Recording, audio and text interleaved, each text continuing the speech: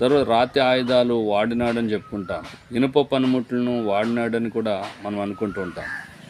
మరి నిప్పును రాపిడి చేసినప్పుడు రాతిని రాపిడి చేసినప్పుడు నిప్పు వచ్చిందని కూడా మనం చెప్పుకుంటాం. ఇలాగ ఒక మార్పు అంటే మానవునిలో కూడా నిజమైనటువంటి మార్పు అనేది చాలా అవసరము.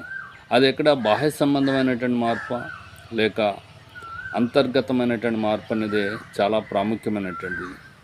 ఈ రోజున మానవులందరూ కూడా బాహ్య సంబంధమైనటువంటి మార్పు కొరకు ఎదురు చూస్తూ ఉన్నటువంటి వారు ఉన్నారు.